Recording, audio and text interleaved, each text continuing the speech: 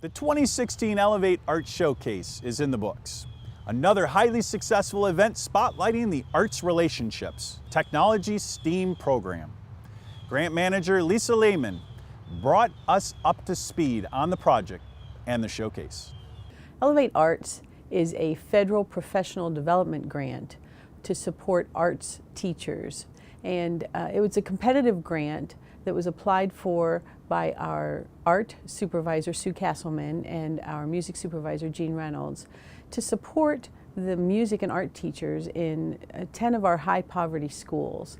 We have lots of teacher turnover in those schools, and it's our belief that if we can have the music teachers and the art teachers stay at those schools and build a really strong community, because we know that the arts community is really can be the heart of the school.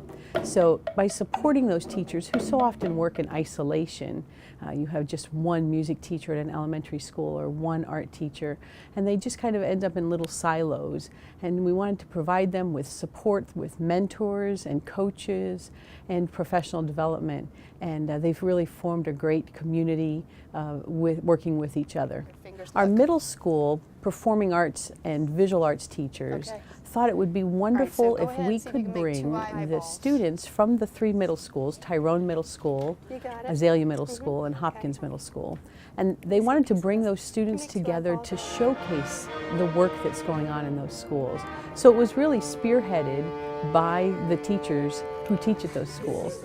And we were able to partner with the Museum of Fine Arts, who's been a great community partner for us. We have our training at Museum of Fine Arts every summer. And the Museum of Fine Arts and Anna Glenn, who is their education specialist there, said, please, we would be happy to host this event for you. And so for the middle school showcase, each of the performing arts groups, the chorus and the bands from those schools, the orchestra from Hopkins Middle School, and the visual arts teachers all came, and they brought students, and they got to spend the day at the museum rehearsing and enjoying the beautiful artwork at the Museum of Fine Arts. And it culminated with a performance. And we invited the community to come. Anyone who was at the museum that day got to come and be a part of it. And the students benefited so much being able to see each other and support one another. And it really did elevate the arts in those schools. The teachers have really enjoyed being able to support and see one another in a venue that didn't require judges or scoring. So many times whenever they get to hear or see one another's work, it's when they're being in some kind of competition. And this was just for the benefit of them to be able to learn from one another and support one another. And they really have enjoyed that, and the response from the students has been so positive that they really enjoyed being in that wonderful, beautiful Museum of Fine Arts venue, and to be able to see their friends and what's going on in the community at the other schools.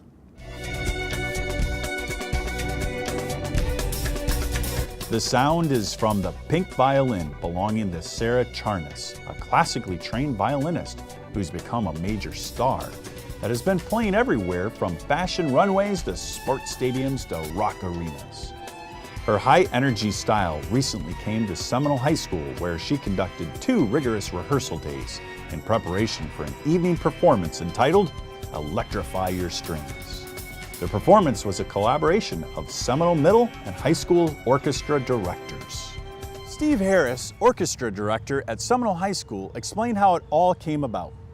The middle school orchestra director, Keely Worley, when she was in high school, she participated in Electrify Your Strings as a student, and she said it had inspired her to become an orchestra director. And so when she got here as the Seminole Middle School orchestra director, it was her dream to give her students the same experience that she had gotten.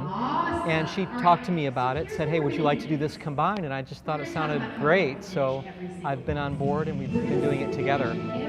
First, we had to get funding, and there was a generous anonymous donor from Seminole Middle School who forwarded the money to bring Sarah and get the Electrify Your Strings process going. And once we had that, it was just a matter of just a lot of communication, setting the calendar, and we had a choice of I think 4 or 5 different clinicians that participate in Electrify Your Strings all over the country.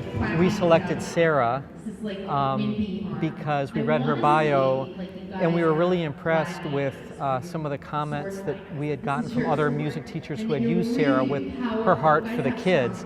Her parents are both music teachers, and we just saw her as someone who would be really wonderful in the way that she would interact with our students.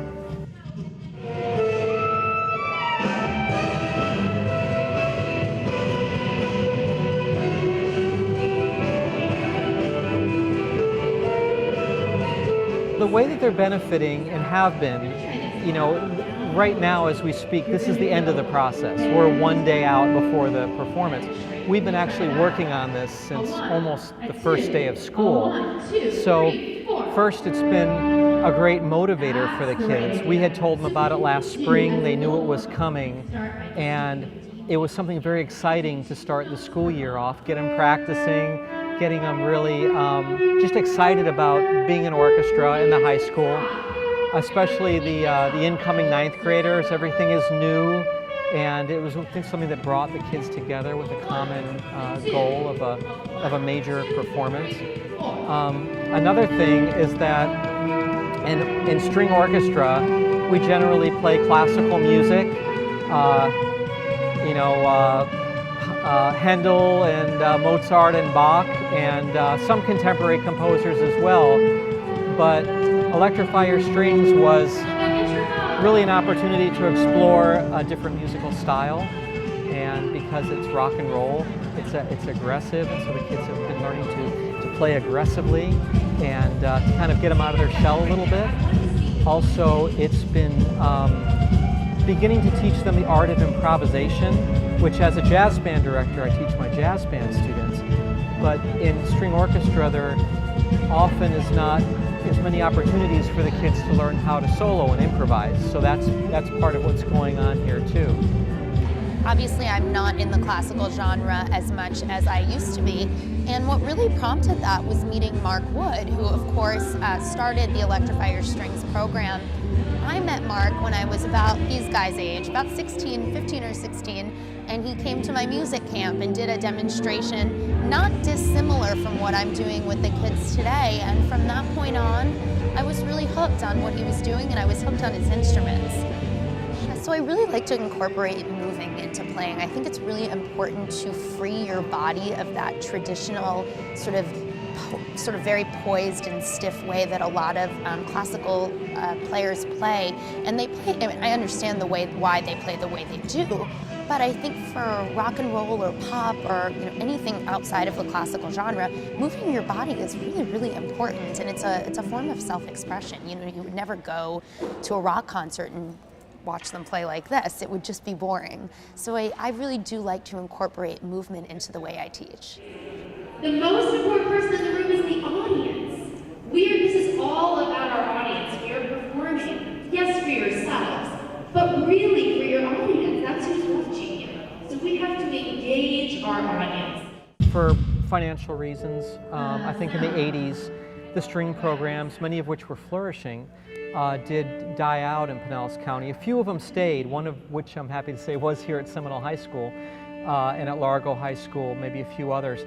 But when the referendum was passed, there was funding to be able to revive these string programs.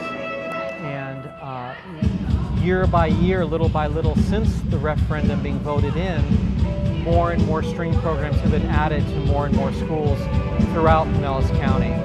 What I'm attempting to do is to open up sort of the eyes of these kids and to help them see that we can do more than just Mozart and Beethoven on our violins. We can play anything that we want.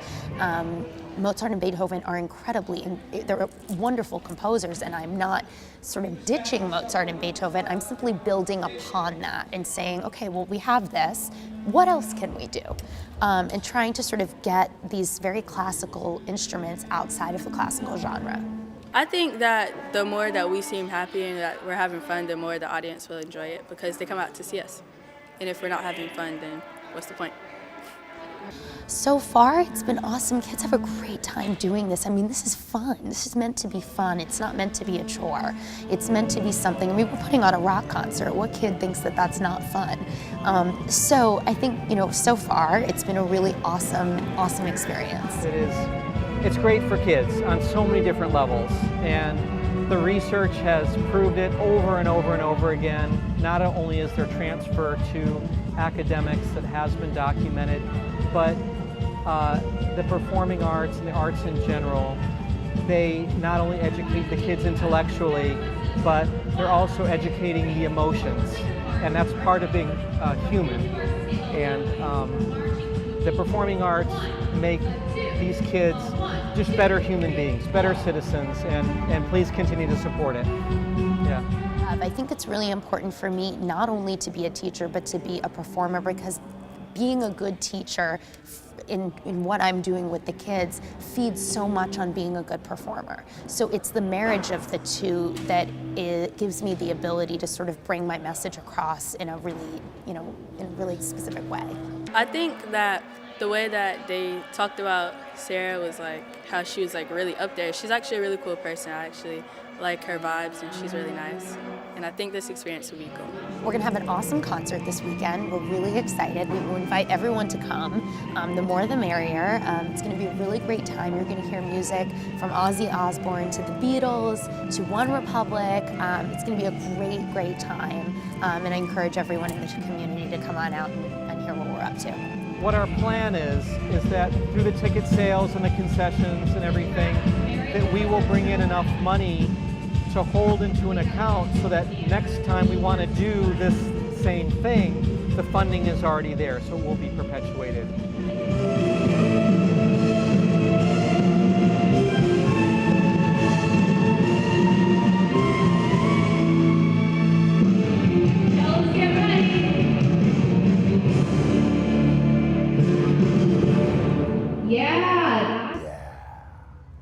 Well, that's about it for now. We hope you've enjoyed our show and that you'll join us again for more Spectrum of the Arts. I'm Jonathan Ogle, and we'll see you next time.